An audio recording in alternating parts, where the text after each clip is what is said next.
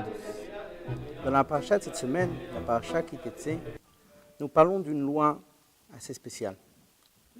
La loi suivante. Ki-Tivnei Beit Chadash, quand tu construiras une nouvelle maison, Va'asita Makel Gagecha, tu feras une barrière à ton toit. Le pasouk, le verset nous continue, de peur que tombe, qui Paul Anofel Mimenu, de peur que tombe la personne qui est tombée. Donc ça, je vous pose deux questions sur ce verset. Pourquoi la Torah nous précise quand tu construiras une nouvelle maison? Quand tu construis même une ancienne maison, tu dois mettre une barrière à ton toit. Pourquoi la Torah nous dit Ki-Tivnei Beit Chadash quand tu construis une nouvelle maison? Premièrement. Deuxièmement, pourquoi c'est marqué qui Paul Anofel, de peur que tombe la personne qui tombe? Ça aurait dû être marqué tout simplement, de peur que tombe une personne. Pourquoi la personne qui tombe? Il y a un midrash qui nous dit, de peur qu'il tombe la personne qui doit tomber, parce que c'était déjà prévu depuis la construction du monde que la personne devait tomber. Donc c'était déjà prévu. C'est pour ça que c'est marqué, de peur que tombe la personne qui doit tomber.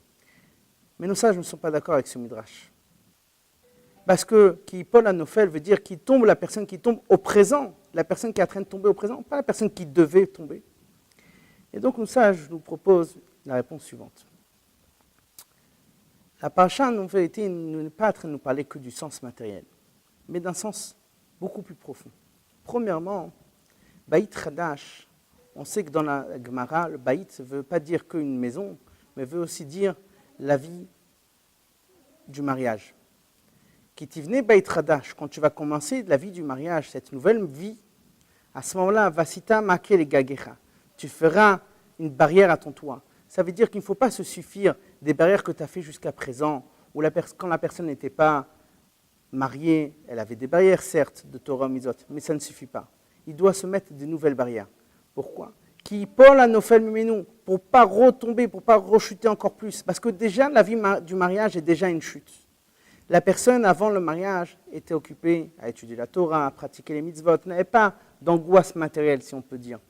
Une fois commencé la vie du mariage, à ce moment-là, l'homme a des angoisses matérielles. Et donc, tu es déjà tombé. Pour ne pas retomber encore plus bas, mets-toi des barrières. Mets-toi des barrières pour que tu ne sois pas influencé du monde, mais que c'est toi qui influences le monde.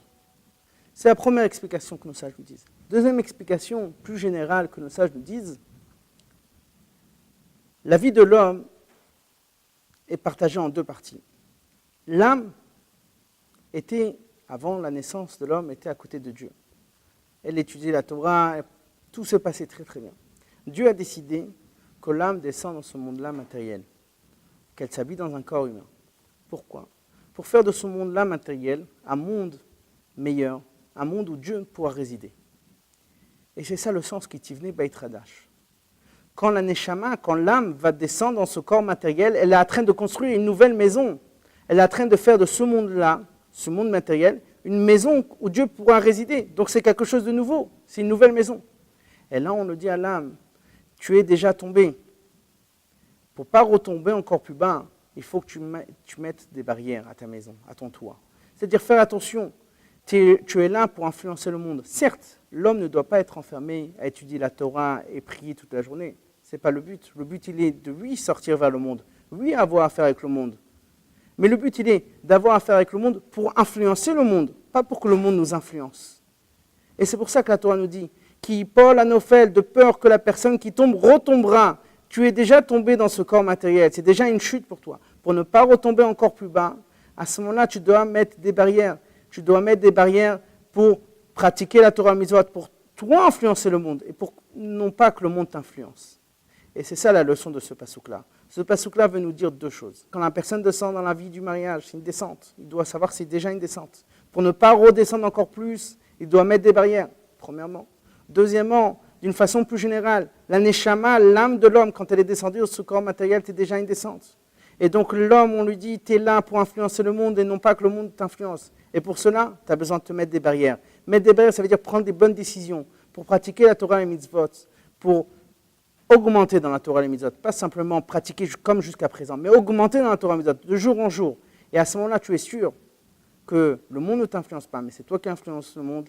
Et là, à ce moment-là, tu pourras faire Vasita Ki-Tivnei Beit Chadash, tu construiras une nouvelle maison pour Dieu à la venue de Mashiach très bientôt. Au revoir à tous.